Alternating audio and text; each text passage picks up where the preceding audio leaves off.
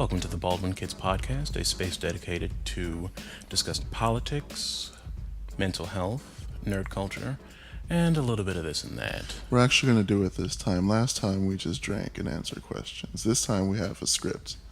We have something to follow now, so you won't fall asleep this time. I don't think they would have fallen asleep last time, especially towards the end. Yeah, we're being loud as shit, but it's fine.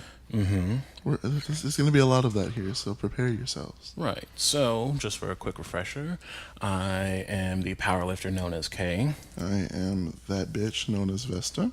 Mm-hmm. So, I'm already tired. We can dive right into the nonsense. Yeah. So, how long ago was it now that McCain passed? I don't know, whenever. Let me not be disrespectful. Why not? That bitch was trash. Yeah, but he still died. K?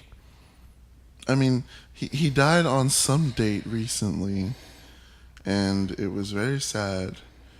They aired a nonstop, live feed of what is that called? The funeral procession afterwards when you're driving to the burial site, whatever that's called, funeral procession. Mm-hmm. They live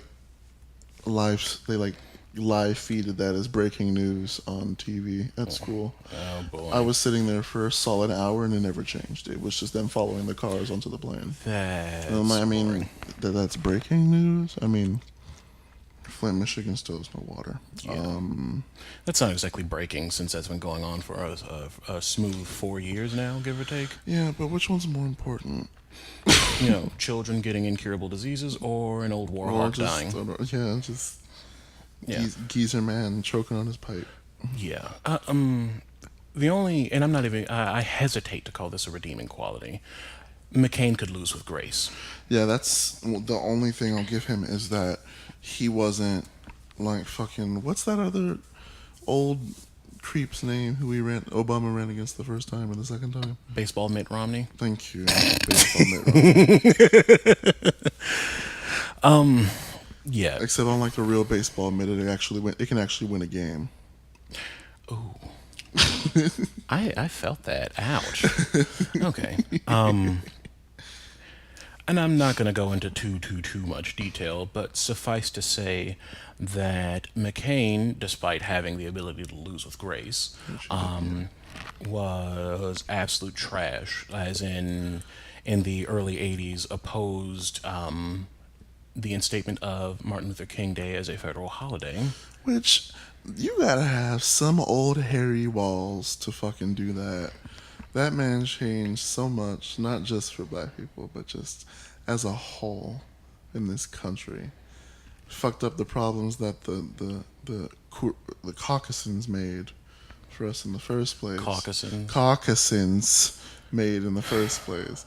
Are you upset because you can't fucking dump milkshakes on black people in diners anymore? Because we decided to sit at the front instead of at the back? Yeah, are you mad because you couldn't do that? You heard the stories from Mammy and Peepaw and you couldn't do it? Or I don't understand why there's no valid reason to not.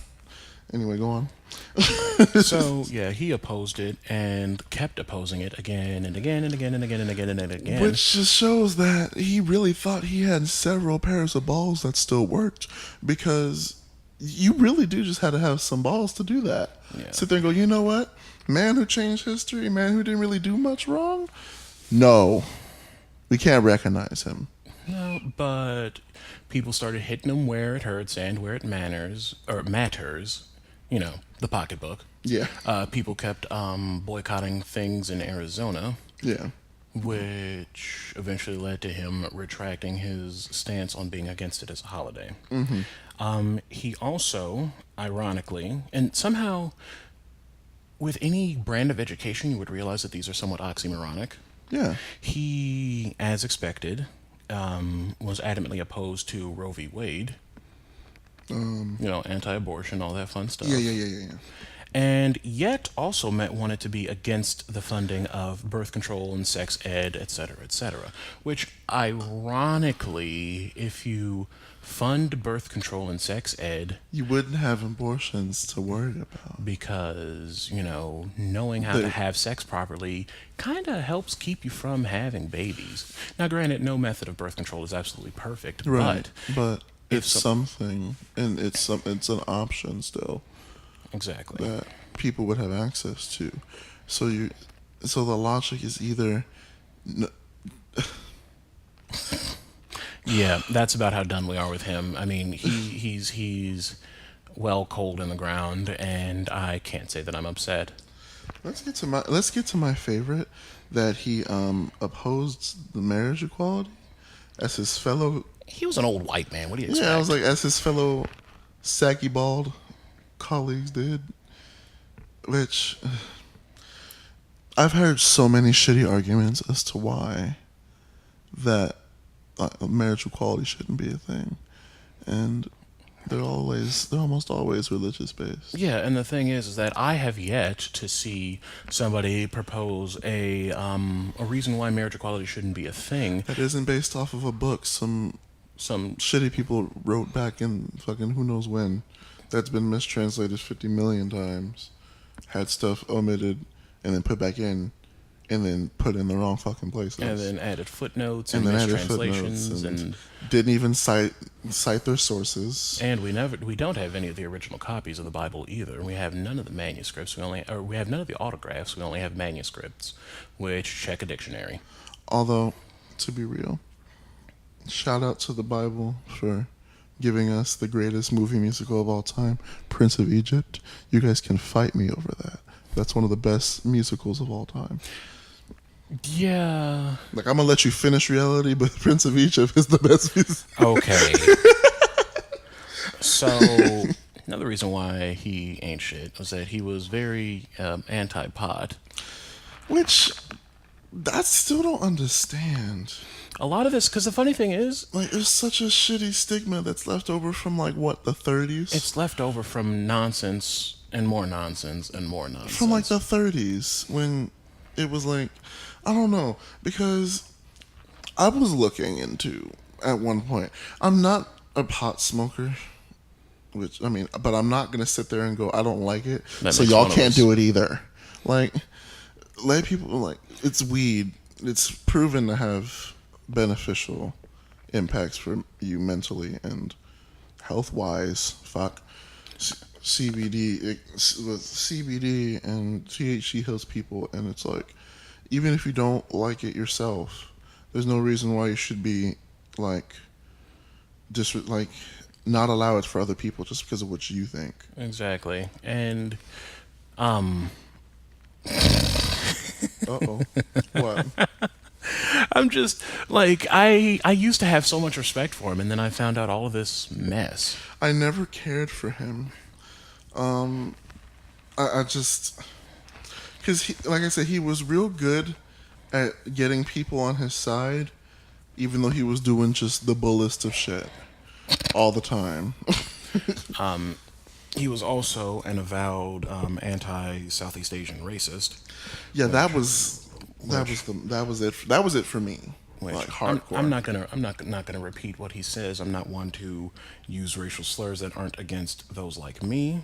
However, he's been documented as saying that he can't stand G slur.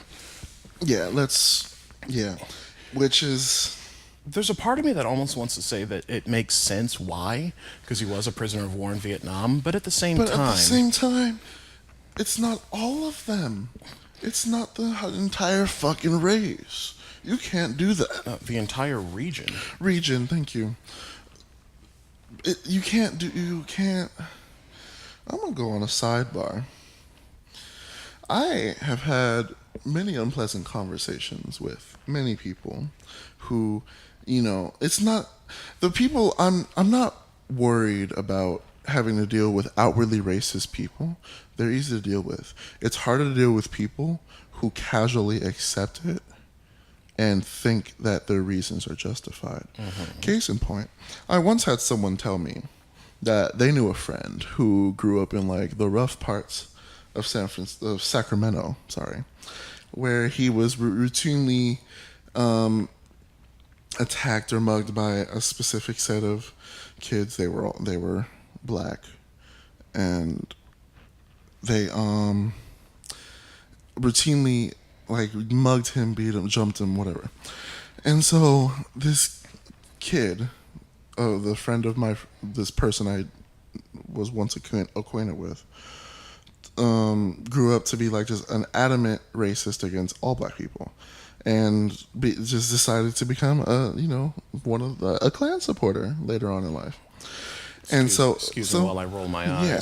So I thought the story was going to end there. I'm like, wow, that's really disrespectful. And then that person who was telling me this followed up with, but can't you understand why he doesn't like black people? And I said, no. I don't understand. Well, his upbringing. I'm like, so you're telling me you're okay with someone basing an entire race of people he's never met off of like 3 or 4 who he managed to fight back against anyway, mind you. But you think that's okay and you're all right with it? Do you know who you're talking to and telling the story to and trying to get to sympathize with you right now, right? And the bitch didn't have an answer. So people basing fucking generalizing an entire region, race group of people off of a percentage, if not like a percentage of a percentage. You're dumb, you're stupid, and your lace front smells like egg whites. Okay, is that just going to be a running theme for you? Yeah. Lord. Okay. And for the record, I am far from excusing his attitude. Mm-hmm. It doesn't excuse; it merely explains. Right. Which you can see the logic behind. You can see the reasoning behind it, but it still doesn't exactly make it okay. As he felt like he was. He felt like, yeah, fuck them, and fuck all of them, not just the ones who held me prisoner of war. All of them, even the ones I don't know, just fuck them. Yeah, and that logic sounds a lot like what we hear on dating apps. That we can read these fucking twinkazoids on these dating apps because y'all got me fucked up. I will beat the shit out of every last one of you. Do we want to go on a little sidebar with that? Sure, why the fuck not? Grindr. Let's talk about that. Grindr, Growler, Scrub. Yeah, all them. Y'all all whack. Grindr is, I feel like, every gay guy or bisexual guy or what have you. Guy that likes guys. Starts with that app. I feel like that's like a gateway into a better future, but everybody starts with the shithole. And it is gain notoriety. Like even straight folks know what Grindr is because that's how notoriously shitty it is. When the straight folks know what Grindr is, when some parents know what Grindr is and how shitty it is, listen, if you're on it and you use it regularly, you're garbage. And once again, your lace front smells like egg whites and you need to wash it. Okay, so you're doing a lot right now. I sure the fuck am. And another thing, preferences. Let's talk about that word that people like to throw around all the time. With gratuitous air quotes, no less. It's just a preference. No fats, no femmes, no Asians, rice, no spice. No rice, no spice, no blacks. No. I get, but Hispanic or Latino's okay though. And it's like, I'm already tired.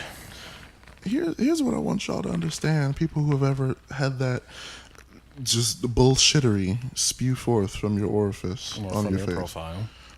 Or just from your profile. Or on your profile.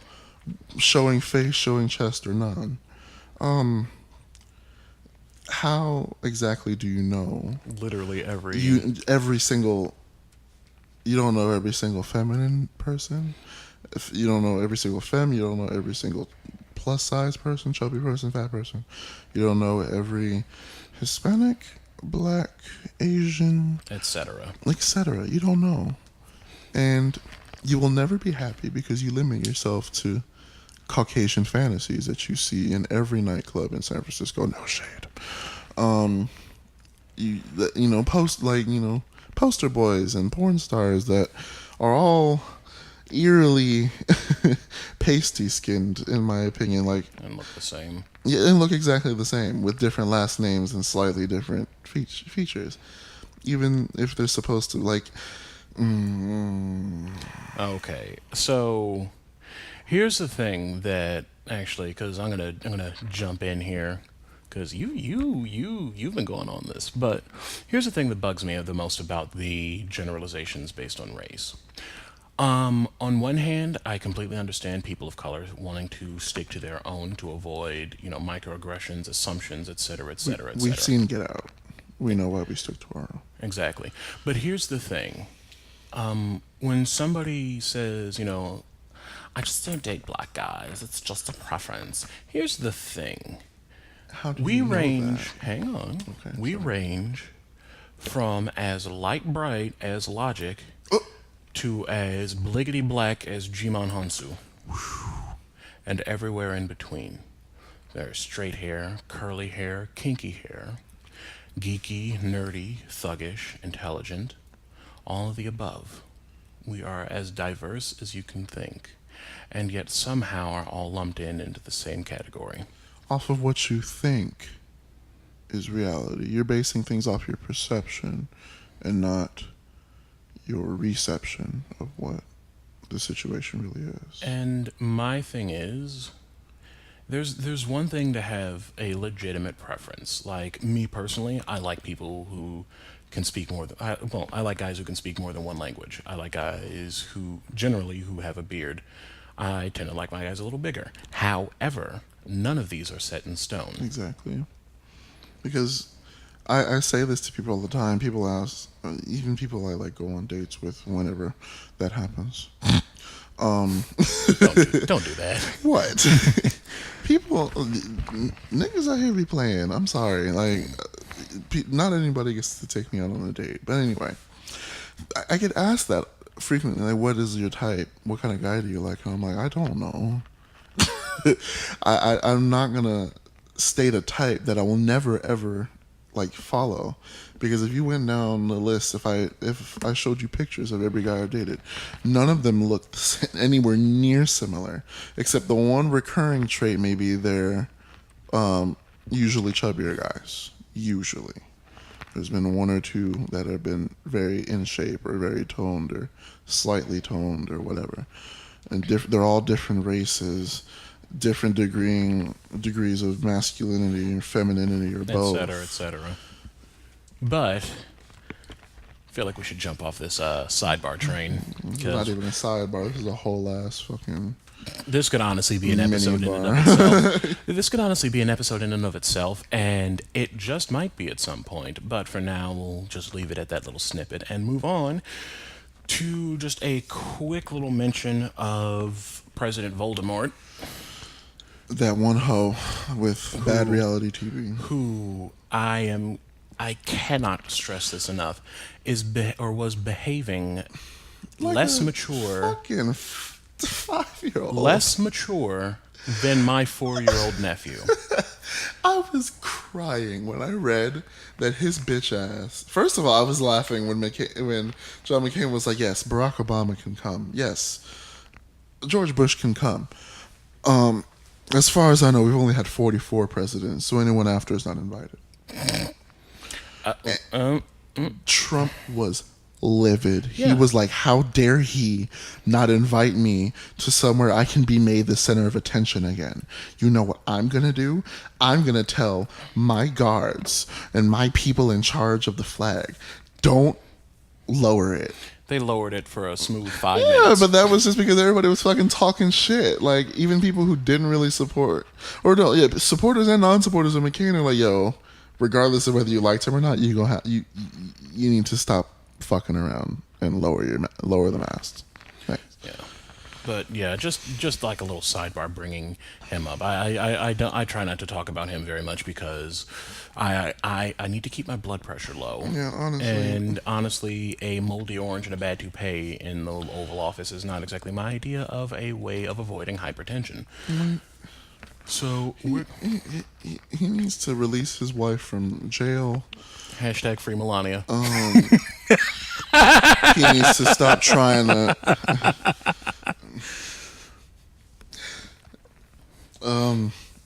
Lord Jesus. Just get help.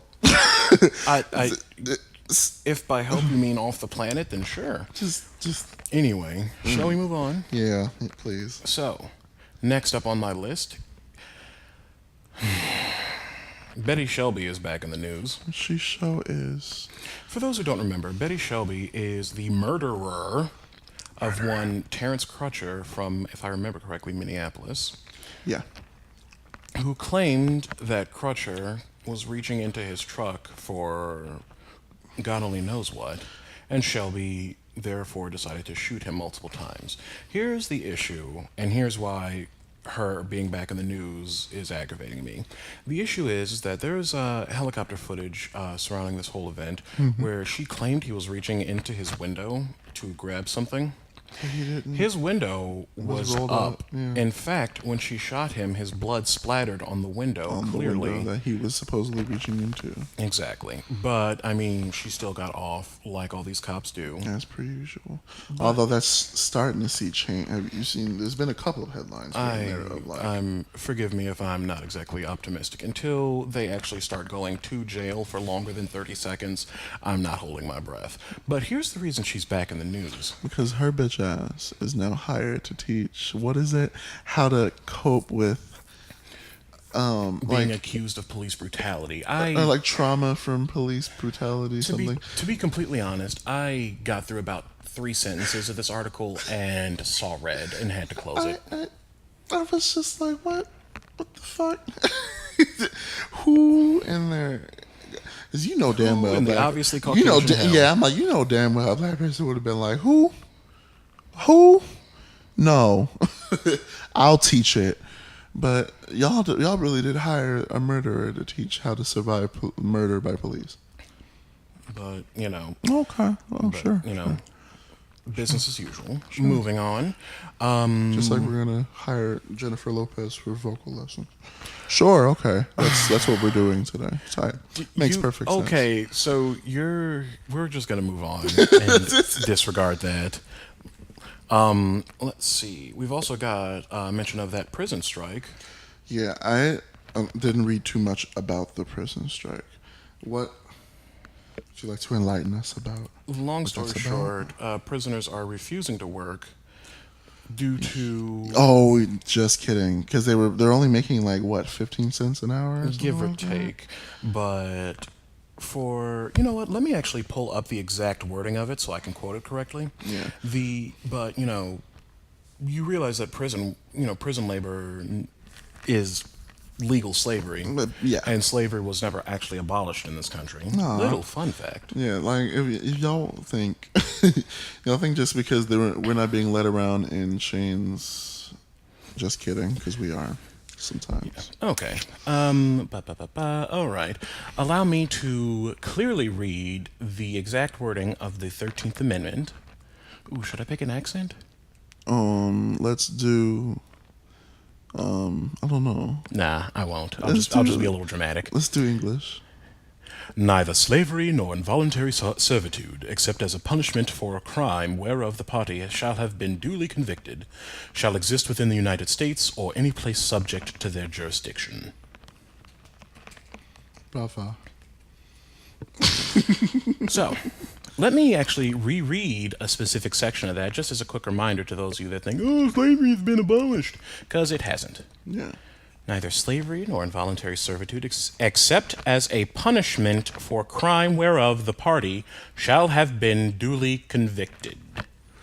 Now, for me to bring that into modern terms, basically, if you've been arrested and convicted, you can legally be a slave. Right. So, in protest of that, which let's see. There is a nationwide prison strike, which isn't reaching, which isn't getting much mainstream media coverage. No surprise.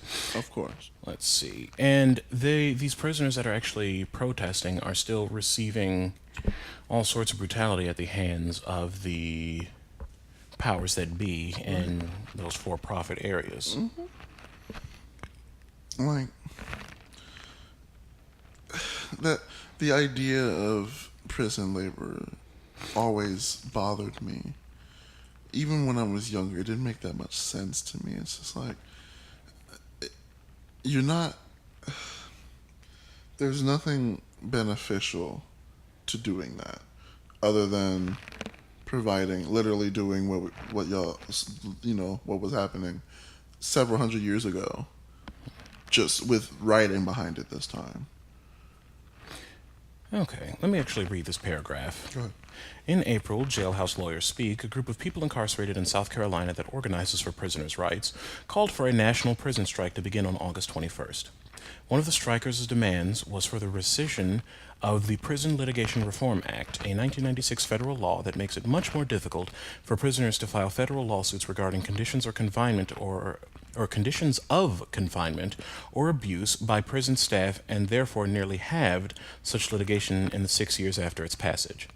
But before the strike even began, prisoners in several states, including Ohio, reported retaliation and repression because of it. One namely case of which, Imam Siddiq Abdullah Hassan was placed in solitary confinement on July 27th after receiving correspondence about it. There's no other reason for it. I mean, they claimed that, let's see, where is it? They claimed that he was rioting or causing others to riot, engaging in or encouraging a group demonstration or work stoppage, conducting business operations with any person or entity outside the institution, use of telephone or mail in furtherance of any criminal activity, and violation of rules pertaining to receiving money from unapproved sources. A union wanted to pay Hassan $250 to speak to their members by phone. I'm already tired. We are already getting incarcerated at astronomical rates compared to Everybody else. I mean, if we had one other black guy on this in this podcast, the likelihood of one of us going to jail is nearly 100%.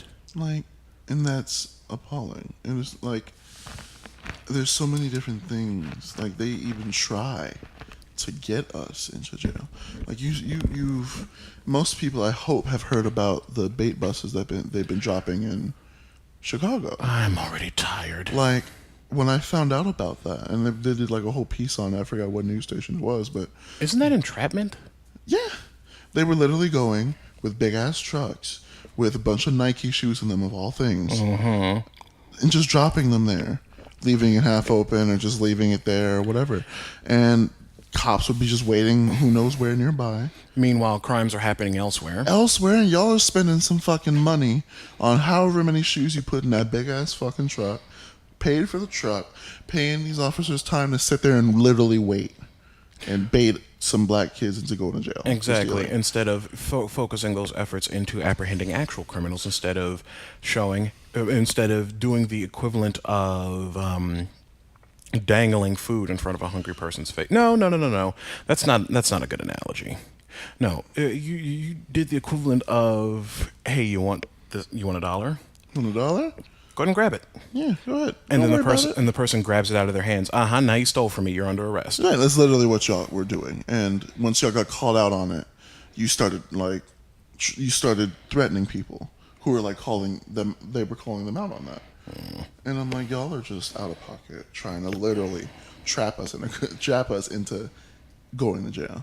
Like, y'all have nothing else to do. But I mean, it's Chicago cops. What do you expect? I mean, they're cops already, so by default. Let's get into that. Actually, are we going to get into that? Because this episode's probably going to be like 2.5 hours long. Okay, let's not get into.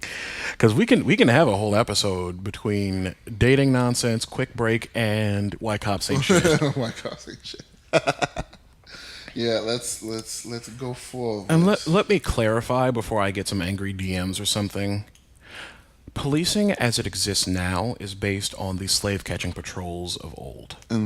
So, policing as it stands right now needs to be abolished and needs to be reformatted. End of sentence. Like there's no ifs, ands, or buts about it. There's no accountability. There's no repercussions. There's no nothing. Right. There are people. These police officers are literally shooting and killing people and getting paid vacations. And getting away with it. And then getting either shifted over to other departments. Or getting their fucking job right back. One of the two.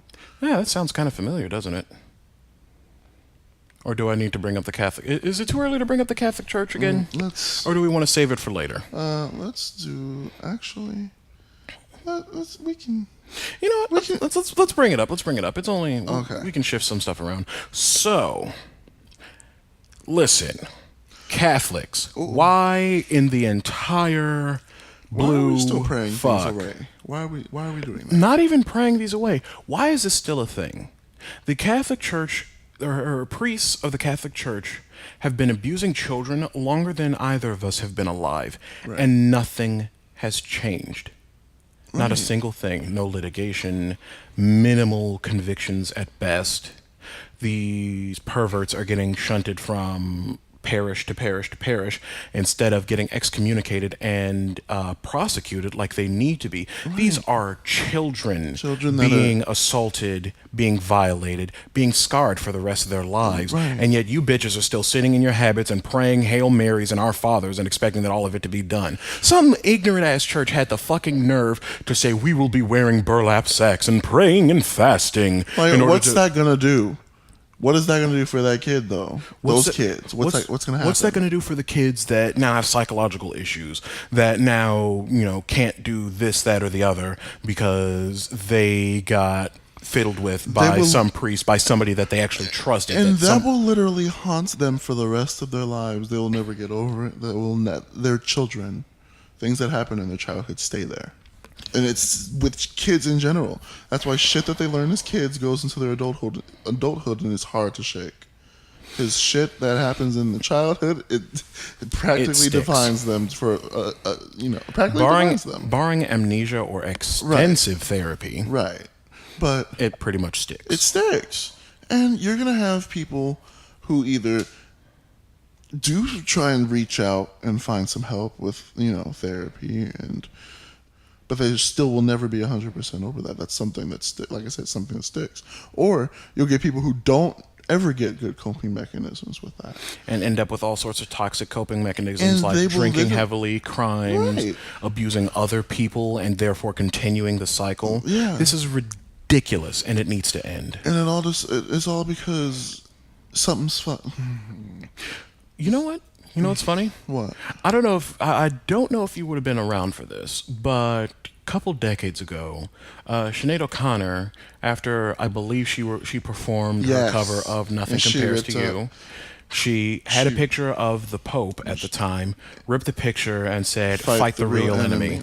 And the irony. They ripped her to shreds. She had basically no career after that. They broke that woman down because they were like, "Oh, no, you can't start talking about us." Oh, and that's the funny thing. They put all that effort into dragging her up and down the street and to hell and back. And Instead yet of these asking, pervy what priests... do you mean? And yet these pervy priests are still here and still doing things and still touching people. And poor O'Connor was literally like in shambles. Like, I don't remember how long ago this was, but there was a video of her that surfaced. That woman was stuck in a motel because she couldn't afford her fucking rent, and she was broken down in tears. She looked horrible on Facebook, and it was spread everywhere. And yet we've got all these all these priests living the high life off the Vatican dollar. It's disgusting. And I've been seeing so many articles. I don't even want to read them because I don't feel like, maxing out the mic with shouting of rage. But there have been so many things of somehow, some way saying that it's the children's fault that they're being assaulted. I've seen that before, and I'm like, how low are you going to go to protect people? Just, they're of faith. Can't talk about them. Oh no. Fucking watch me. Please. But somehow managing to blame children. These are children. Children that are supposed to be in a place, according to y'all's religions, this is supposed to be in a house of God or in a place of God. It's under supposed the to be watch. somewhere safe where they can actually talk to the Most High. And that adds a whole nother level of corruption because they can't even trust what people are saying. They can't even trust the people who, to them, are the liaisons to the creator of the goddamn universe. And they're just gonna sit there like, But it's the children's fault. oh, but it's the kid's fault. Fuck you. Roast in hell. Like, I don't think they have SPF 666, so bitch, you're gonna burn. Yeah, burn. Please. Peel. And don't stop. Because you just blaming children for some shit that adults do. Real quick sidebar, I'm not going to delve into it. It's going to be like a 30-minute tangent if we do. It ain't just the priests, black families. Or do we need to bring up the whole Ariana Grande or Aretha Franklin's funeral? Not even at that high level up. It happens in families all the time. Oh, absolutely. Like the don't wear that around your don't wear Don't that. wear that here. Don't. Yeah, y'all. If something happens, you shush it up. What happens in this house stays in this house. Bullshit. And we're sorry. This is 2018. If something fucking happens in my family, I'm gonna go somewhere else that isn't my fucking family and find some help for it.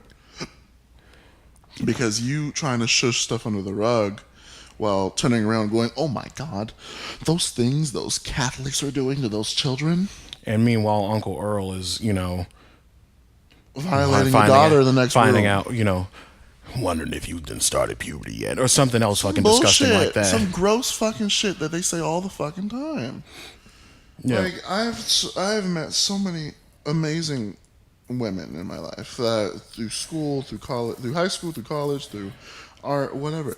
They all have very similar experiences, and the stories, the fact that they don't even know each other, and these stories are just damn near verbatim similar, is a problem that no one wants to address. But again, don't want to hop on that too much yet. Yeah. Sidebar: white people.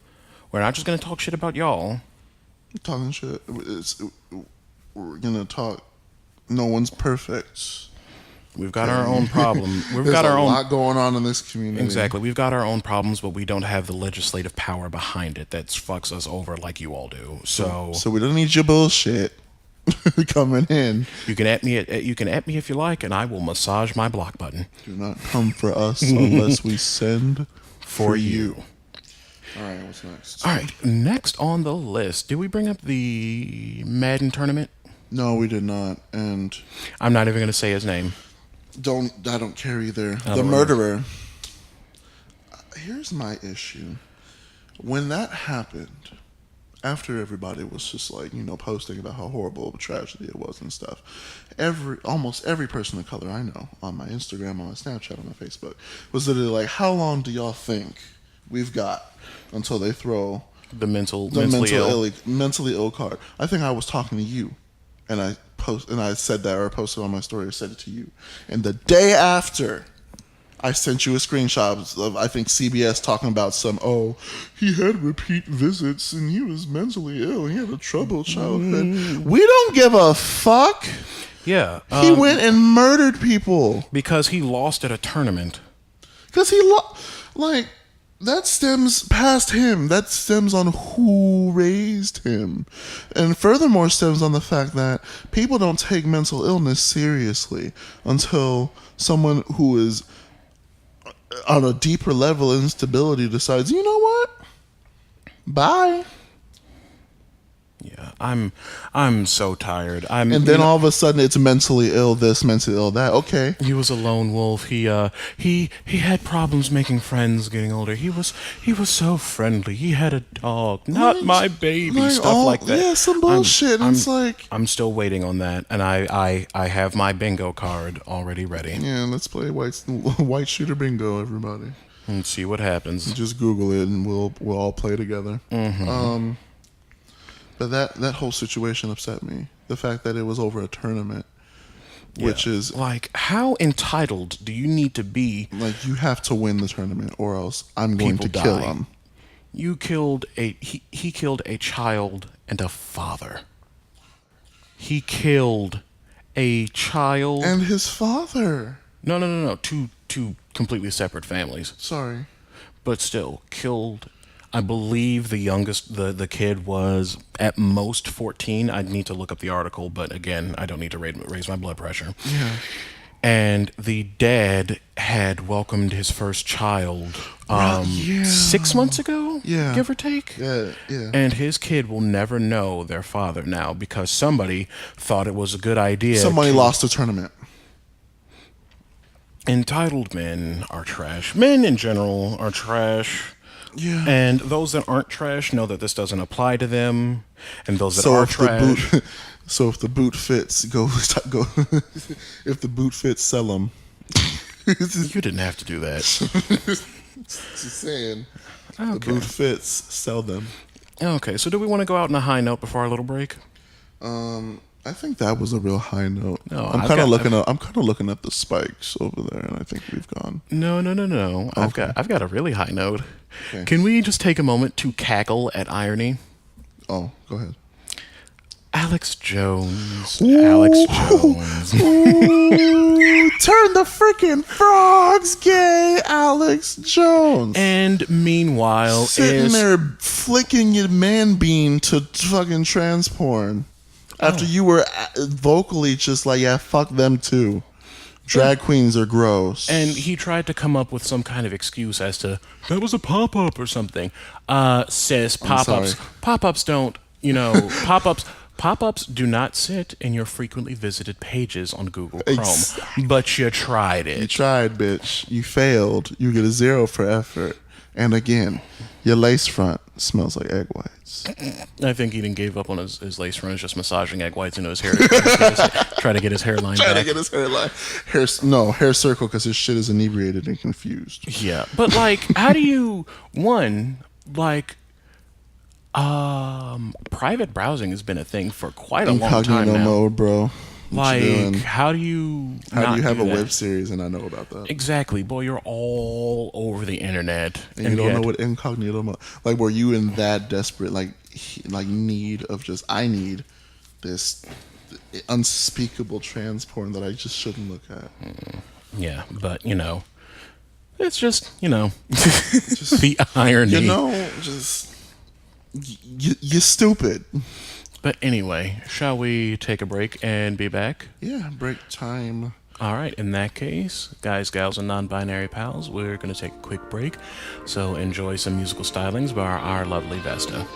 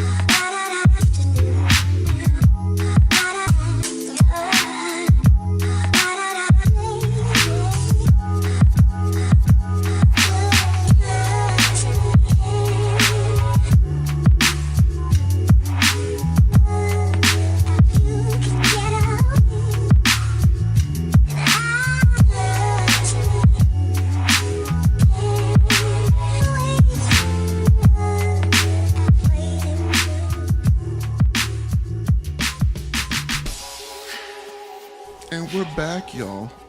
Hope you enjoyed that. I worked really hard on it. Mm-hmm. All right. So, this is going to be a bit of a departure from what the podcast is going to continue to be. Well, it's not going to be that big of a departure because I did say we were going to be talking about nerd culture. It's true, but y'all, we got something to talk about. So, for the uninitiated, approximately 1 month ago, Chicago was host to the first ever Wakandacon.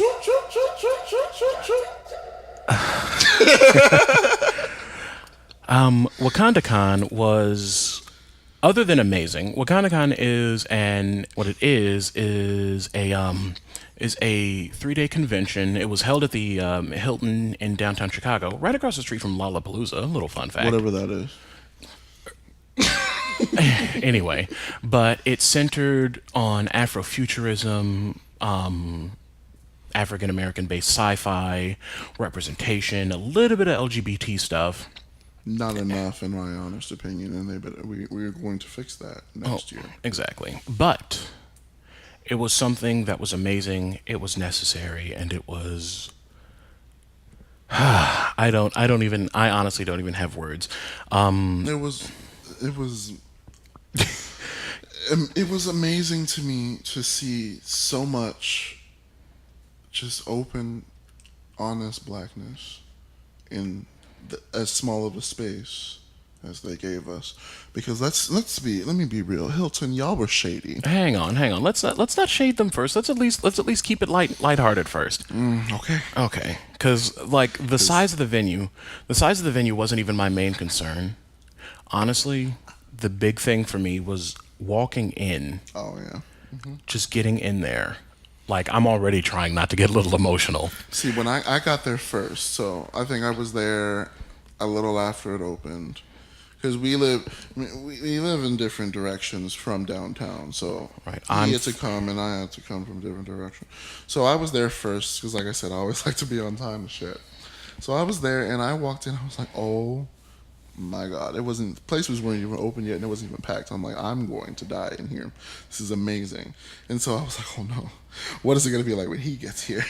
So I'm sitting in a panel and I get a text, he's here. And I'm like, okay, come on into the panel, girl.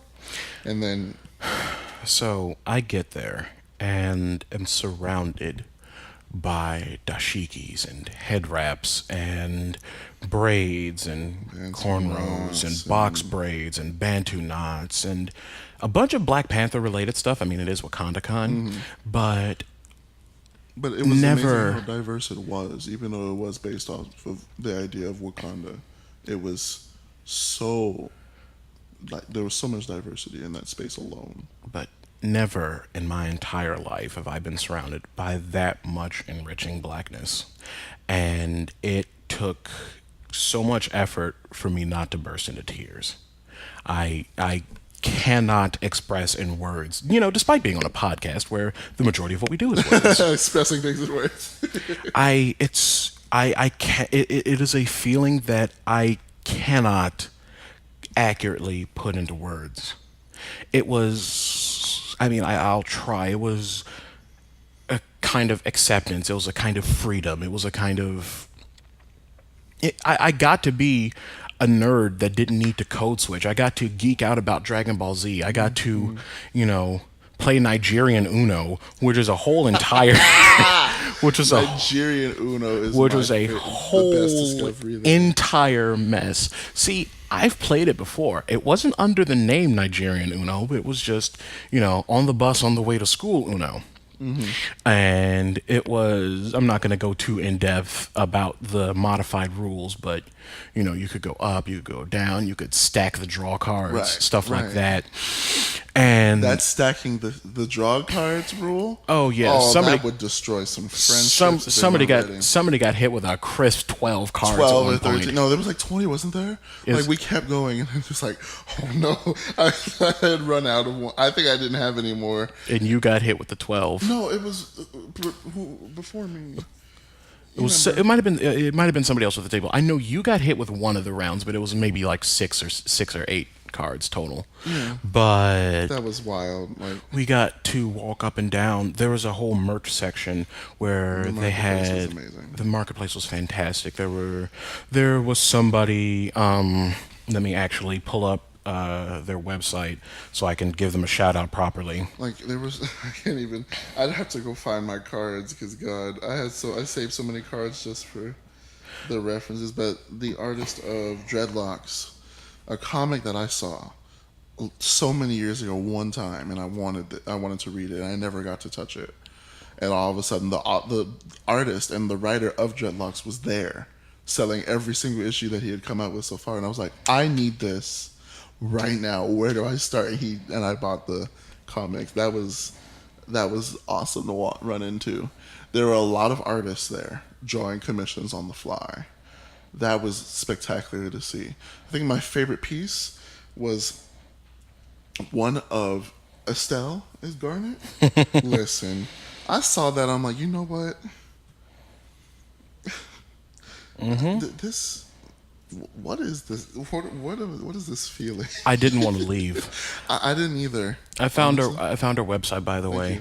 One of the vendors whose name is Tiffany Smith. That's Tiffany with an I at the end. She had actually started developing some beaded bracelets with an embedded NFC chip. Oh my god. One set of which were painted to look exactly like the Kimoyo beads from the Black Panther movie. That was super cool. And the amazing thing about this chip is that you could program it to do just about anything you wanted. So what the one that she was wearing did was, with your phone with NFC enabled, if you tapped the specific portion of the bracelet to the back of your phone, it would just bounce you right to her site. Right. Which we'll post her site in the description. Yeah. But she's got all sorts of art, and it looks amazing. Like, there's so many people that I have to go find whose cards I kept, and I'm literally putting all their info down in the bottom because. And exactly, we got to meet with all sorts of other creative people. In fact, a couple of them were the reason why Vesta and I got this started. Yeah. I cannot put it into words. Y'all, we're so sorry if you're listening to this. Please don't hate us. The name is blanking on us so hard, and I will not stop until I find it. Which name? Of their podcast. The Uppity Negras podcast? Thank you so much. Oh my god. I feel so bad for forgetting the name of their podcast. Oh my god. There was so much to take in at that podcast. There really was. There was also a yeah, this is going to be pretty much shameless advertising for some of the people because we support black businesses, god damn it. As the rest of us should. But there was also a card game.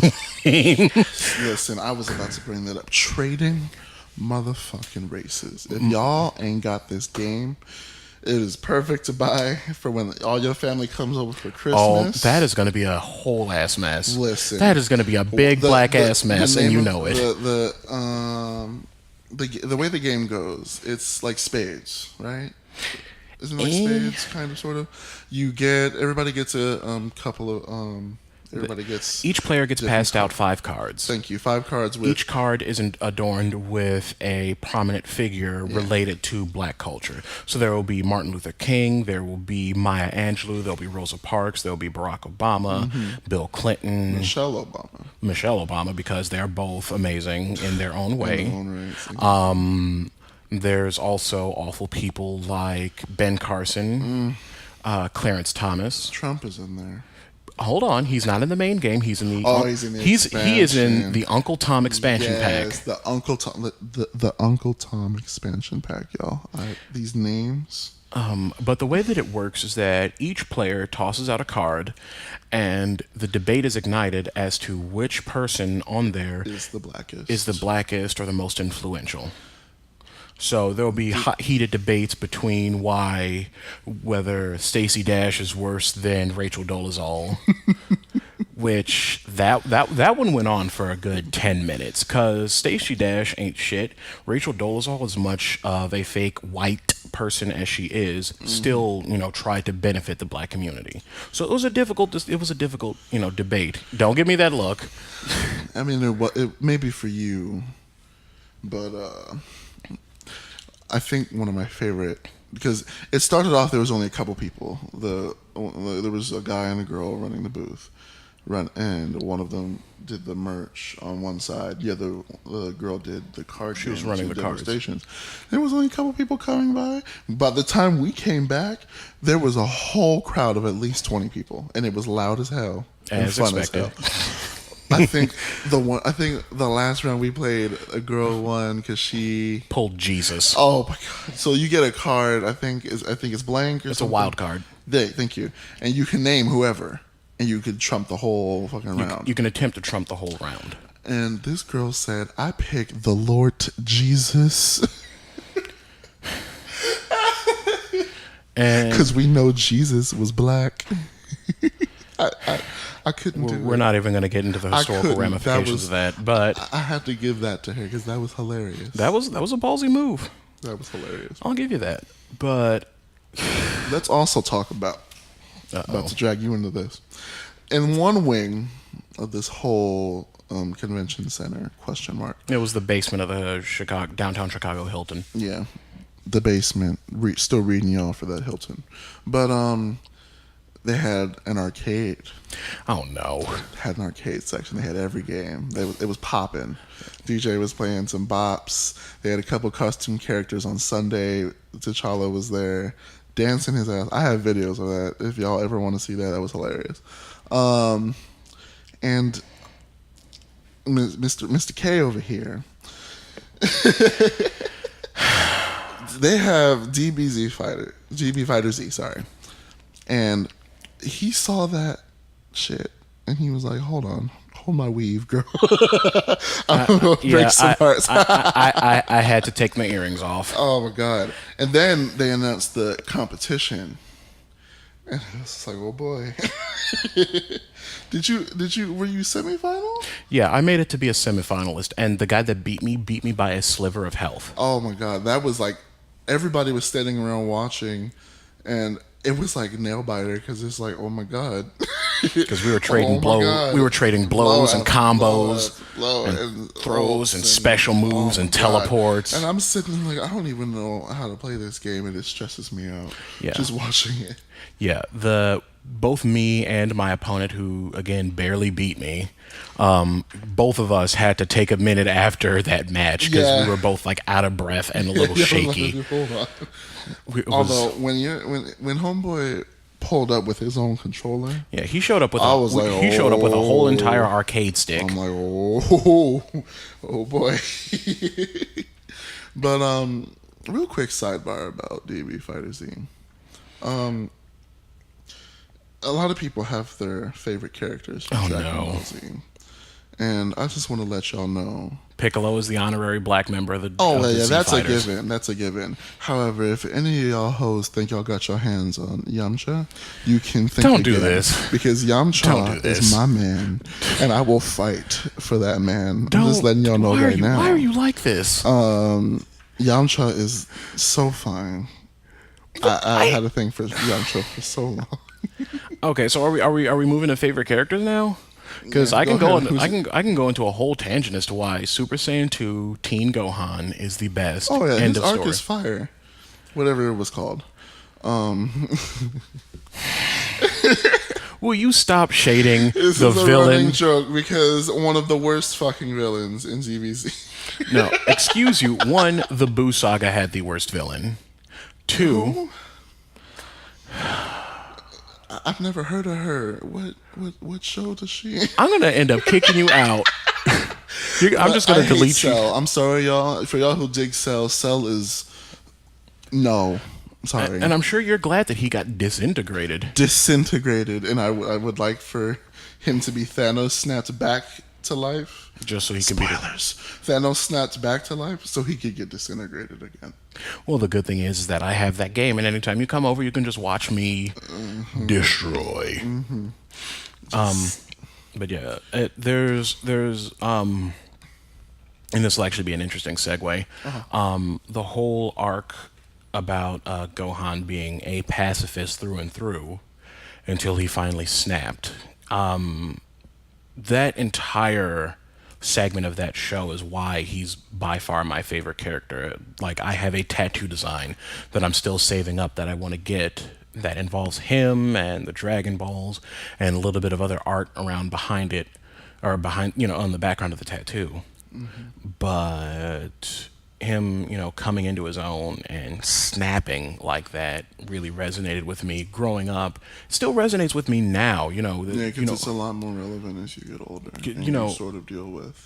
and this is easily 18, 19 years later Right. that it still resonates with me now. Like I still get a little choked up every time And he it goes resonate- Super Saiyan 2. There's so many moments and arcs in that show that still resonate with so many people, and I feel like a lot of people of color resonate with that show. They still do, more than most people I've seen, because there's a lot of story arcs in there that you can easily Relate to. that are so as whimsical as Dragon Ball and Dragon Ball Z can be at times. It gets real sometimes, and relatable. But the main reason I bring him up, and I'm not going to bring this down too much, but Gohan coming into his own, and that resonates with me all the more now, and resonates all the more in relation to Wakandacon, because I've been, thanks to a lot of therapy, a lot of soul searching, a lot of chit chatting and talking. I was really problematic growing up. Like, dealt with a lot of internalized anti-blackness. Didn't want to date black guys or associate with black people, or called myself an Oreo all the time, or agreed with people calling me that, and so on and so forth. And I know that a part of it was me just wanting to have friends because I didn't have very many at the time. But much like how Gohan came into his own and realized how much power he had in him and came to terms with that power, is, at least for me, a parallel that I draw with coming to terms with my own blackness, and embracing it and letting it empower me.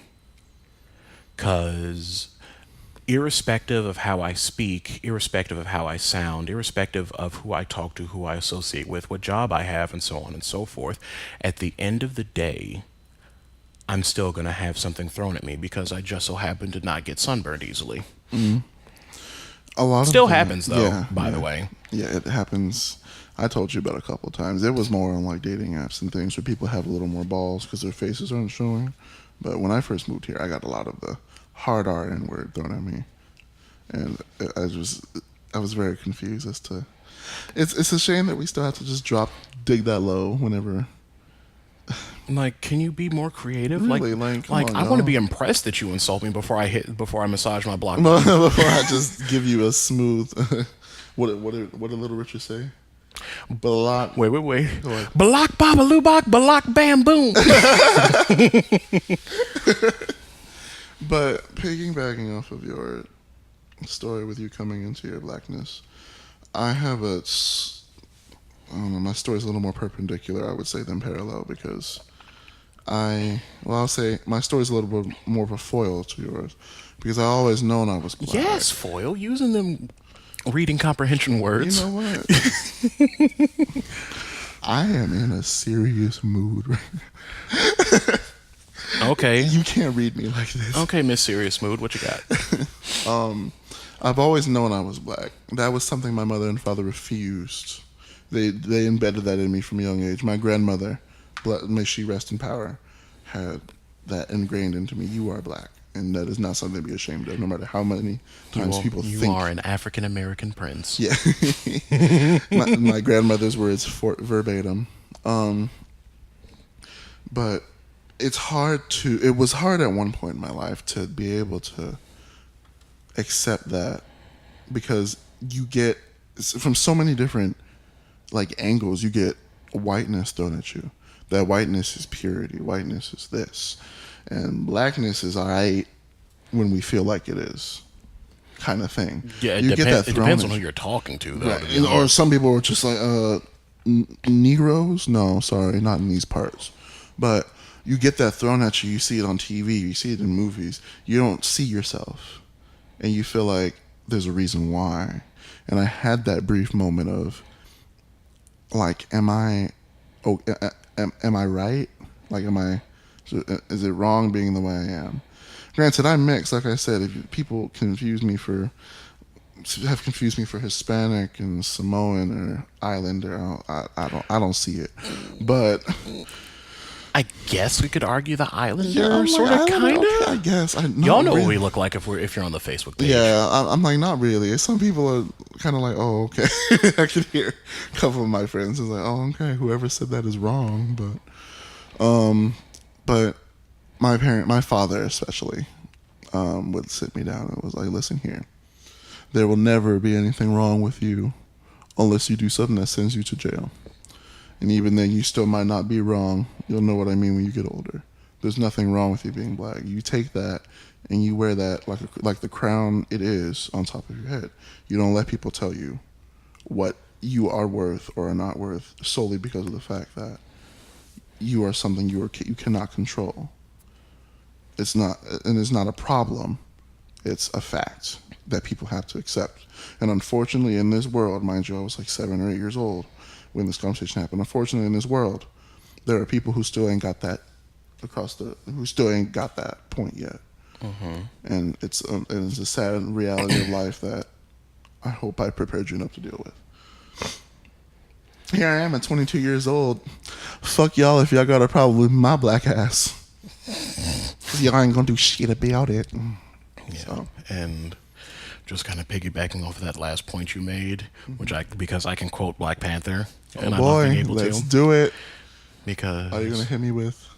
Because a man who has not prepared his children for his death has failed as a father. Ooh. And I'm sure that line like uppercutted you right into the feels. Just straight.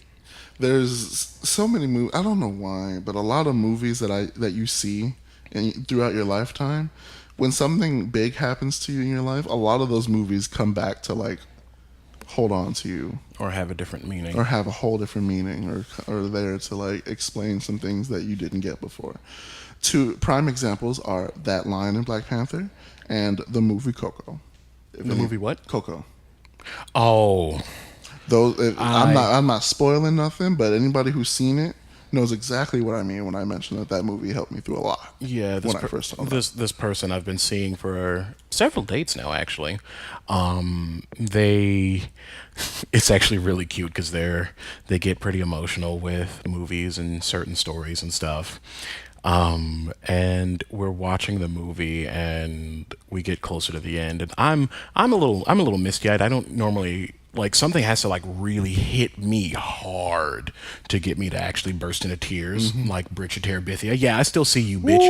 You were not right for that. Listen, Bridget Terabithia fucked me up as a kid. I was in disbelief. Anyway. Like I can't even think about that movie too much. Anyway, but near the end of Coco, the person I'm seeing is over there quietly in tears, and I'm like, oh, that's adorable. But I completely understand because they're super close to their family. I want to say, when you get to that twist, all 17 of them, thank you Pixar, all like 30 twists you threw in like one scene, I couldn't do it. As a sidebar, Miguel is freaking adorable. Miguel is amazing.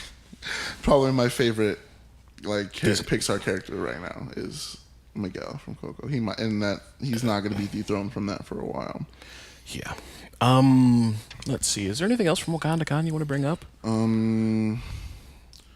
Other than the sea of absolutely gorgeous people. But I felt like I didn't need to be there because my outfit looked a hot ass nice. You looked sickening. Fight me. Speaking of sickening, and I am still mad about this, we got to meet the Vixen, and I didn't know it was her.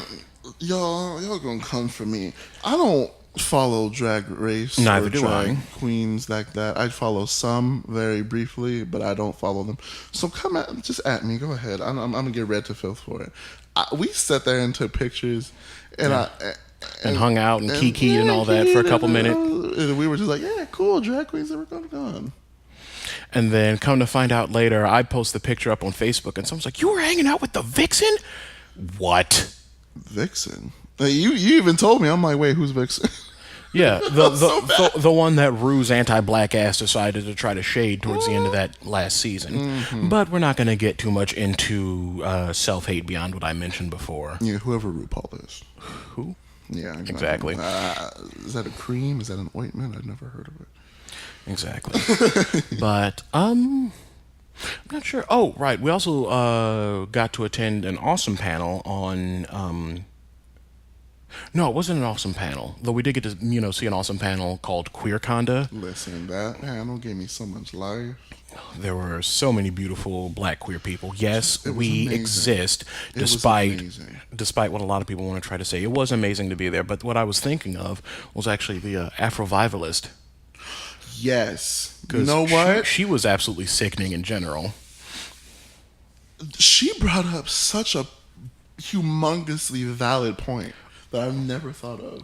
Ooh, I know what you're talking about, but I can't remember what it is. Please remind me. When you are in, when black folk, if we ever hit with a disaster and us black folks are out and we're trying to get some help, do you think that people are going to follow the rules that, PC culture has made them abide by in a disaster? What do you mean? Like, people will do whatever the fuck they want in a disaster. They lose all sense of and everything. Who are the first people they're going to go after for some shit? Those of us that don't sunburn as easy. When she brought that up, I was like, you know what?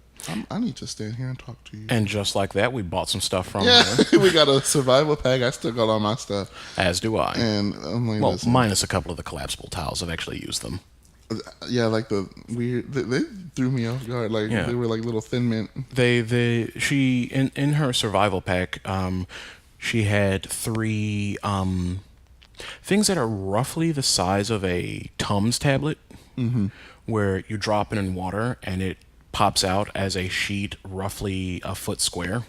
Right, and you can use it in like emergency. You can use it to wipe yourself off or, cover a wound or what have you. And I was like, oh, you know what? She better be back next year because. Yeah, rest assured, we are going to be going next year, and if everything goes well, we may end up being panelists. I was just about to bring that up. Maybe we could be panelists next year. That's up to y'all. Share us around, please. Yeah, send us Please, around, Lord. share us with your friends. Tell your friends. If you like it, tell your friends. If you don't, tell your enemies. Wakandacon Is amazing. Okay, so, is there anything else you want to bring up about Wakandacon? Any specific things? Any, I think I'm good on Wakandacon. you know what? I think I am too. As much as I would love to just go on and on and on about it, and 'Cause probably we so talk, could. because I could talk myself into tears about how beautiful it was. so could. But black people, black women, y'all are lovely. Yeah. But with that, we're going to take a break with another segment of the musical stylings of our lovely Vesta, and we'll be right back. You.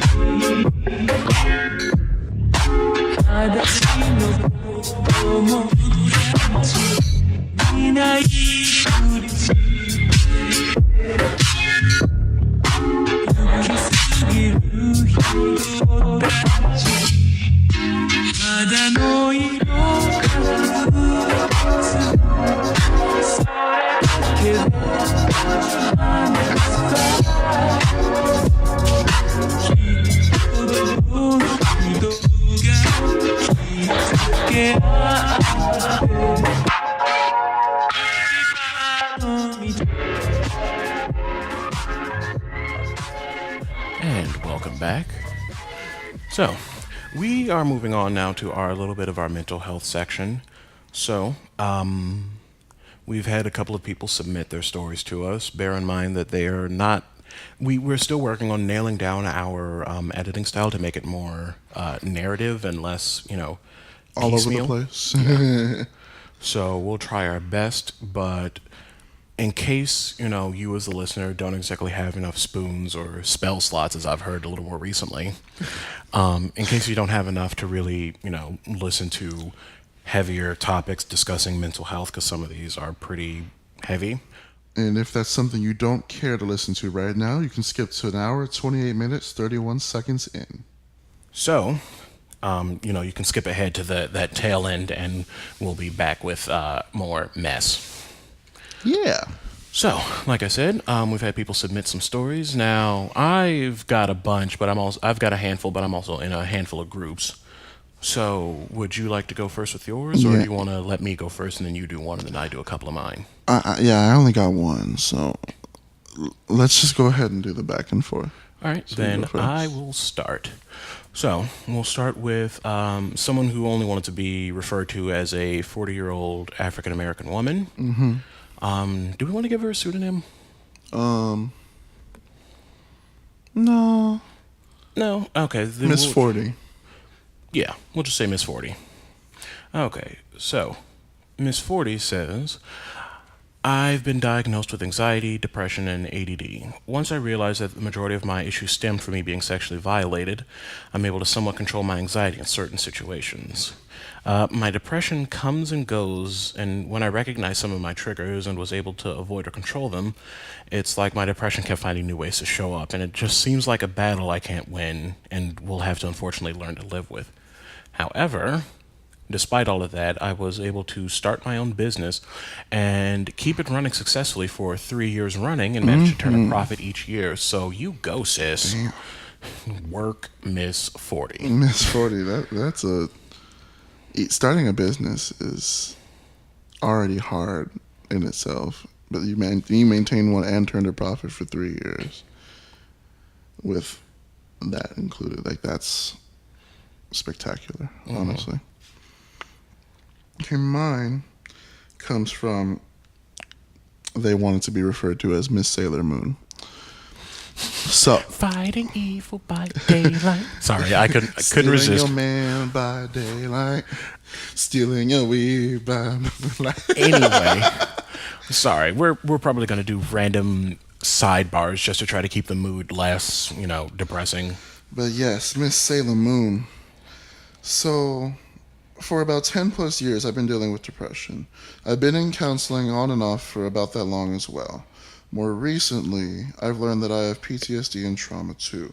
I don't know if I cope well when it gets bad. I kind of fall off from everything and sleep a lot more. I don't eat or go outside. I do the bare minimum every day to stay alive until I can actually get out of bed. Lately, I've been learning new ways to cope and regulate emotions, but it's hard because I feel I can't relate. I am on antidepressants, and it works when I take them for the most part, but if I get to or just don't take them, it gets worse and it gets all bad. I'm currently in counseling, but I haven't gone in a few days because I'm in a lot of physical pain, and my group counselor moved away, and I don't want to get used to a new group lady and new group members. I struggle with change that I can't control. I've been struggling with going to class, counseling, doing homework, and getting out of bed, getting up in general. And it's hard trying to get out of it. I haven't done schoolwork in 3 weeks and can't. I don't know why, I just can't. Let me just pause because I feel that so hard. Not being, sometimes you just don't want to do shit. There's a difference between not wanting to do it and the impossible task. Trademark. Why did you... Yeah, I had to infomercial voice that. Why though? Because that's the easiest way to describe it. It's the impossible task. Because I don't remember if I mentioned it on this episode or the last, but like me dealing with student loan stuff is my impossible task. Anytime I try to sit down to deal with it, my vision practically goes white from anxiety. I also feel like though that impossible task TM copyright can change though It can. depending on the circumstances, because some days certain things are easier than others. It's never just really one. I feel like it's multiple things. Back to what Miss Sailor Moon was saying. I try to self-soothe a lot, and I've gotten better at it, but I'm still struggling. I painted my nails, and I have things to make my room smell lovely. Eating is a struggle. I eat sometimes because I gotta survive. Otherwise, I have no desire. I feel that everything is pretty difficult, but I'm taking it one day at a time. And sometimes that's all you need to do. Honestly, because when you start getting ahead of yourself and thinking about tomorrow or the day after or the week after or the month after, then you start to get that giant wave of uncertainty and just it gets a lot harder to deal with things that way. And sometimes it doesn't even have to be a day at a time. You can take it, an hour at a time, a work day at a time. Do what you can. And as a sidebar, and I feel like I should have mentioned this at the beginning, the majority of these submissions are intentionally sourced from black people. Yes. Because it's a running theme that, and I've actually been told this verbatim from my parents. Yeah, I'm dragging y'all. Been told that mental illness is a white people thing. Oh my god. And it's infuriating because it's false. It's wrong. And that makes your kids feel like they can't come to you anymore. And that they can't trust you with that anymore. Exactly. And then you wonder why your relationship is so strained later on. That's why. That could be a really big reason why. I need some tea to sip on that. Anyway, So, was that all of yours? yeah, that was all for Miss Sailor Moon. Okay. I've got several more. Let's see. Let's say this person, we'll call him E3. E3. Like the Okay. convention? Similar to the convention. Okay. His first name starts with an E and he's the third. Okay. E3.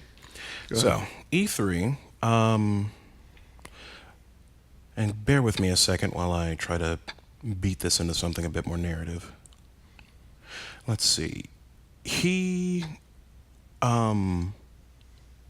started off by getting he other than a handful of other actual medical issues. Not that mental illness is not a medical issue, but I'm talking more with the rest of the body, not necessarily with your brain. But he was diagnosed with depression. Ended up slipping into a touch of alcoholism, but managed to beat it. Not become dependent upon alcohol. But he started seeing a therapist and a psychiatrist. He says he still struggles with thinking that no one loves him and ever will or never will, and occasionally when it gets bad he wants to check out because of it, and he still feels super lonely because to date he has yet to go on a date or succeed with one. How the fuck ever Okay. this man has managed, after being inspired by the one, the only, Dwayne "The Rock" Johnson. Ooh. That's a large. Never mind. Go on. Stop the thirst. I'm trying to be serious. Okay. Sorry. But after seeing The Rock come back to wrestling better than ever, he was inspired, and E3 managed to lose, I want to say, about 170 pounds. Ooh. And made himself into a personal trainer, and stepping outside of he stepped way outside of his comfort zone, because I guess before he lost all that weight he'd never really done much exercise stuff. So that's a huge thing for him. So kudos to you, E3. Right. I feel you so hard on that dating thing because honestly, it's a mess out here to date. Regardless, it's a mess in general, honestly. But I feel like us queer folk have it way too hard. We have it simultaneously harder and easier.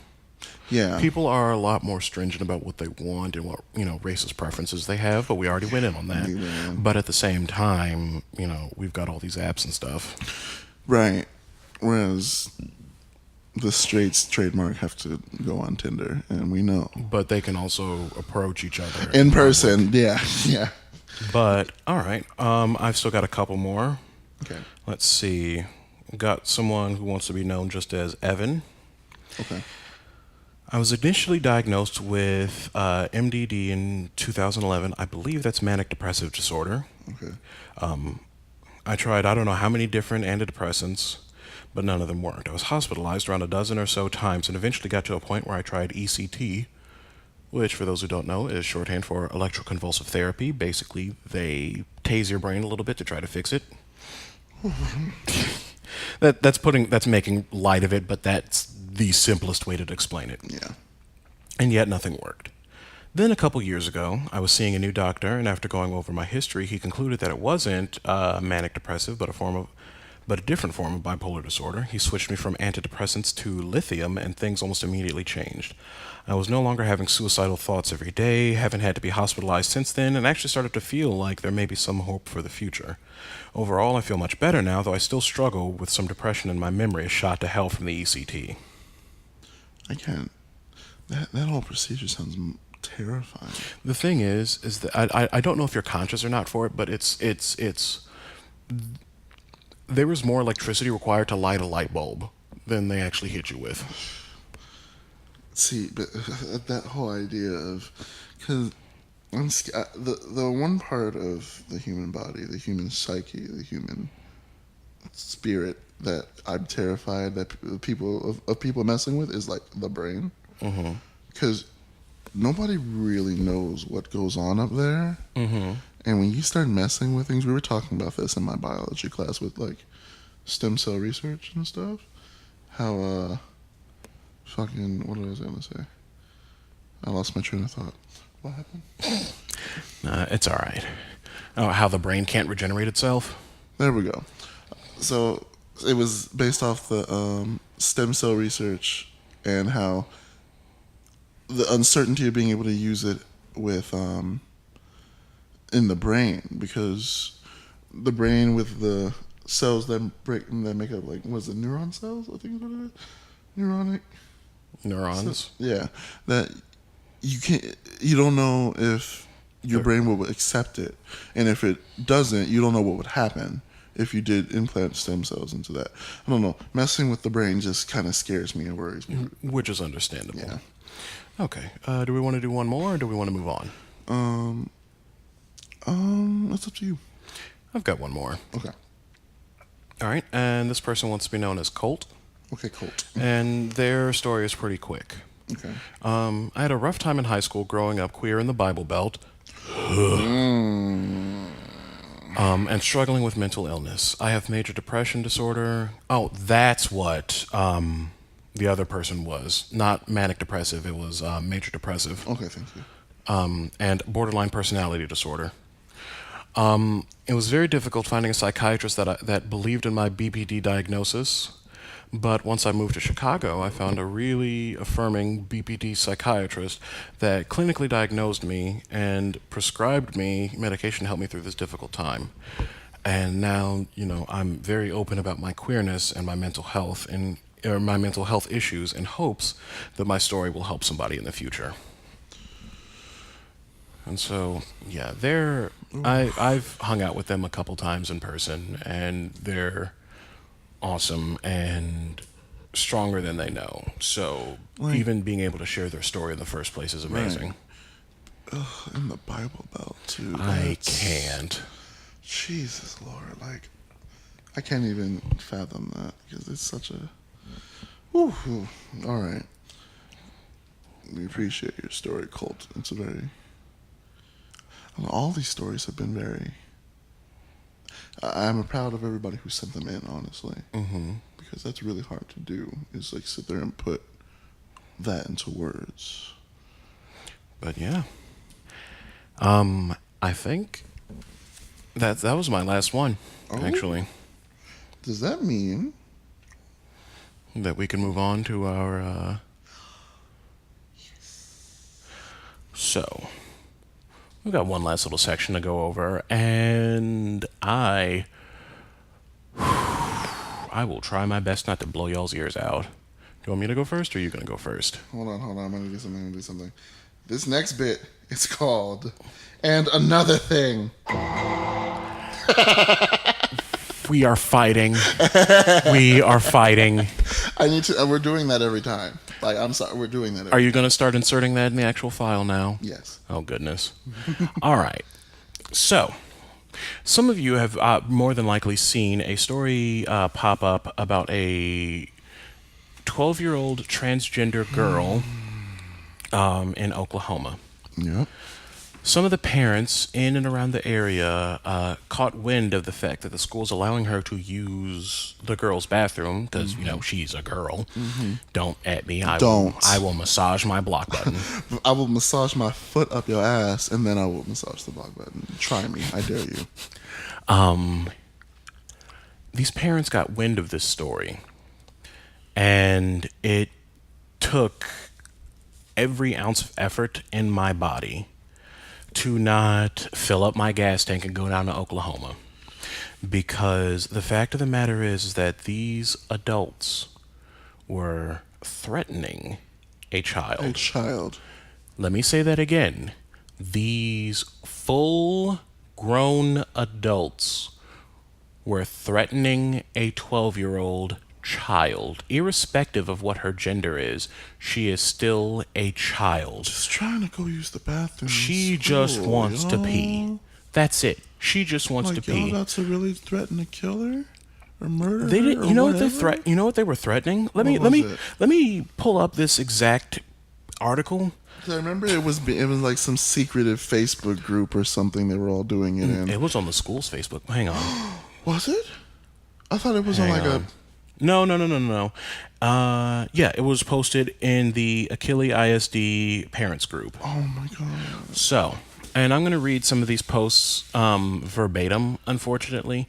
So, there is going to be some misgendering. So, skip ahead a couple bits if that messes with you. Yeah. Let's see. Or, transphobia and misgendering in general. Let's see. One post. Heads up, parents of 5th through 7th grade girls. The transgender is already using the girls' bathroom. We have been told how the school has gone above and beyond to make sure he has his own restroom, and yet he is still using the girls'. Really? It looks like it's going to be a long year.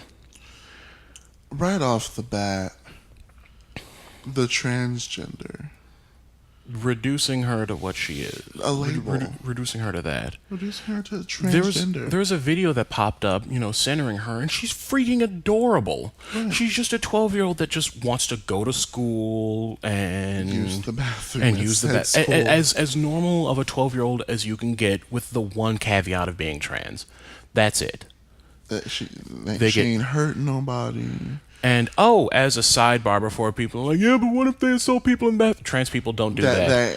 Where the receipt says you can try to find it. I will PayPal you actual money if you can find stories of a trans person assaulting someone in a bathroom after they started transitioning. Don't even try that angle. Please. Anyway, but some of these politicians messing with people in the back. Oh, let me stay on topic. Let me read a couple more of these posts that these adults were making. Let's see. Let's see. There have been other posts, calling her this thing or a half-baked maggot. Oh my God. It's disgusting. One post, why are parents letting their kids be transgender? Parents and churches need to shut this down. The Bible says God created man and woman, not any transgender BS. So, are you implying that I don't remember reading in the Bible that they were cisgendered? Yeah. Just being real. Or do we need to come back to the whole there is no man or no woman, no Jew nor Gentile, nor slave nor free, we're all are one in Christ Jesus? Or did you bitches like forget are we just gonna go, Adam and Eve, not Adam and insert stupid insult here? Like, you really brought the Bible and the church into this when you don't even fucking read it. Had you listened to our podcast, you ignorant ass bitch, we just went in on the fact that you can't even trust the church because they're doing horrible things to children. So exactly, let's leave them out of this. You can go. You can leave your storybook out of this too. It gets worse. I don't know if I'm ready. Brace yourselves. Mm-hmm. Hell with the new laws and new rules. This is what our future is if we don't stop it. And it gets worse. If he wants to be female, make him female. A good sharp knife will really do the job. Or I'm sorry, let me quote it correctly. A good sharp knife will do the job really quick. Oh my god. A 12-year-old. This is a child. She's fucking 12. Like, you were literally talking about attacking and possibly murdering a child. Oh, speaking of which, just tell the kids to kick ass in the bathroom and it won't want to come back. I hope y'all... Who... So what my question is, who hurt you? Who... Because clearly, Listen. because hurt people hurt people. Right. So I need to know who the fuck hurt you so much that you want to have threats talking of about violence a against a child. child. This is somebody who just wants to get through school without having to move for the umpteenth fucking time. This is ridiculous. This is nonsense. This is madness. This is something that no actual adult in this fucking country should ever, no actual adult, period, should even want to do, to make threats of violence against a fucking child. Let alone A even child. think that it's a viable option to do so just because you don't agree with something off of the basis of religion. You decide, oh, well... And these same people are quoting the Bible while talking about taking a knife to an underage child and calling them it and just misgendering her left and right. just on purpose because you know it bothers people. Because and you you're know being shitty intentionally. This is a child. She is in the middle. She's in middle school. She's getting ready to start all sorts of hell with her body in and of itself. Never mind the fact that dysphoria is going to be kicking her ass up and down the street on its own. That you all have to decide, oh, we're just going to try to make this as bad as possible. Blah, blah, blah. Like, what the fuck kind of person who the fuck do you think you are thinking that that's something right or proper or good to do? In what world, in what Christian world does making threats against somebody that has not done anything to anyone make any kind of fucking sense? It's just like flabbergasting how disgusting people get when they're faced with something that they can't change on their own. It's something that they can't change. It's something that they don't fucking understand. And the issue is that they don't necessarily need to full-fledged understand it. Her name is this. She wants to use she, her pronouns. That's it. That's it. She's not doing anything crazy. Didn't ask for your opinion. Didn't ask for your 2 cents because you don't make that anyway. And didn't ask for you to threaten to cut her fucking genitals up. Like, as if that's not already a problem in itself. And these are the parents, just, segueing into another thing that I'm going to try my best not to get too emotional into. These are the parents that are teaching these kids all this hateful bullshit, and then you wonder why a 9-year-old fucking killed himself. Oh my God. I can't even get into that story because that upsets me so much. Oh no, then sit the fuck back because I'm already hot. Go ahead. A 9-year-old, a 4th grader, was bullied so mercilessly. I don't even remember the state. I think it might have been Colorado. Yeah. A 9-year-old was bullied so mercilessly that he hung himself. This is a child that will no longer be able to find out their first kiss, figure out what love is, get their driver's license, graduate, get a career, adopt, or even have kids of his own. Or even get this far enough to understand who they are. Exactly. And all these people are going, oh, he's 9, he doesn't know what the fucking gay is, blah, blah, blah. But yet these same bitches are the ones that are like, oh, do you have a girlfriend in preschool, blah, blah, blah. Right. It's okay when we're talking about the straight people, but as soon as somebody tries to differentiate or tries to differ from the norm, it all of a sudden becomes a problem. No. Or you don't know any better or anything like that when you were trying to force that same shit that you're actually comfortable with on them. It's bullshit. It's nonsense. It needs to fucking stop. And I am sick and tired of these people trying to teach these kids to hate them fucking selves until a fucking 9-year-old hangs himself. Like, I can't even... Because I remember when I was in school and they brought these stories that bless some of the teachers in charge of my school because they were like, we need to talk about this shit in these classes and why it's not okay. They brought up the articles of all this. There was a lot of the notable ones from kids that took their lives, not notable in a good sense, but the stories of said where they were bullied so mercilessly without any sort of help that they decided their only option out was that. Yeah. Like everything else, nothing else. Their family, the friends that they did have, if they had any, the prospect of them being better in the future, none of that mattered because that's how hard they were bullied. They decided, fuck all that. I want this to stop. And you want to know what the icing on the cake is? Vesta, how old were you when you realized you liked boys? Don't ask me that. I'm a weird boy. How old were you? I knew I was looking in my mom's J.C. Penney catalogs at the underwear section when I was 7 or 8. I knew that I had a huge crush on my football coach when I was 11. Okay. So it's not like these kids don't have any idea of who they are. My 4-year-old nephew, I know I'm 99% sure that he is definitely not going to be trans because he very clearly and adamantly declares loudly that he is a boy. Without any input, without any suggestions from other people. He is a boy. He likes random things that people might talk shit about. He loves Frozen, for example. Loves it to pieces. Olaf is his favorite character, the snowman, for the record. But these kids know more about themselves than these adults think. And the problem with that is that these adults try to force their thinking on them, and these kids get fucked up because of it. And then you end up with a dead 9-year-old, a 12-year-old that is being threatened by adults. Kids don't need you to tell them. They need guidance. They don't need a list of rules to follow as to who they're supposed to be and what they're supposed to do. I wouldn't say guidance. Like they don't like they need space.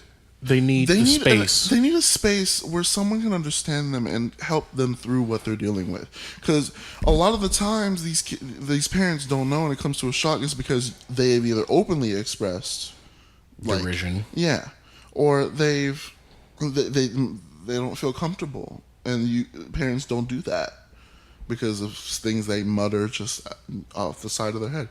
For example, this gets a little personal. My mother, at one point when Proposition 8 was the big thing to talk about, I remember asking her. I knew damn well I was into men, and this was like in my sixth grade year. And I went and asked her one time because we were talking about it in almost every class. What are you going to vote on Proposition 8? I heard about it. What are you going to vote on it? What do you think I'm going to vote on it? I'm voting no, obviously. Why are you asking me that question? And I decided from that day on I would never tell my mother. And it's the little things like that. Right. Like, it's little things that they don't care. They don't pay attention to. People don't pay attention to. When you throw that around, people lose trust in you for certain things. And that's one of them. Exactly. Okay. Oh, good Lord. We're running pretty long. Yeah. That was good enough. We both had a thing to say about your... Long story short, do the fuck better. Yeah. Do better. Do better. Do better by your kids. Do better by your churches. Do better by your peers. Do better by everybody. Your families. Especially your families. Because you're going to end up with kids that don't talk to their parents anymore because their parents were shit.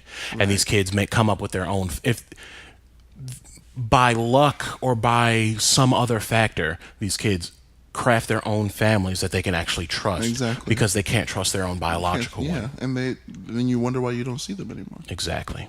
Do better. And on that note, that was the end of and another thing. Mess. Anyway, now that I've gotten that out of my system, so that wraps up yet another episode of the Baldwin Kids Podcast. Ooh, this was a good one. Absolutely. You can follow us on Facebook on the Baldwin Kids Podcast page. Mm-hmm. We are also in the process of crafting, Instagram pages, Twitter pages, and so on and so forth. If you'd like to get in contact with us, send us any of your mental health stories or such as and so forth. You can shoot us an email at askthebkpodcast@gmail.com. Ask the BK Podcast. Ask the BK Podcast. Exactly. If you like, you can try to interact with me personally. I have my own Twitter, which is at THEIRONMAGNUS, the Iron Magnus. And my Instagram handle is House of Fire, house_of_fire. All right. On that note, I suppose we can call it a day. All right. Good night. Good night, everybody. We'll see you next time.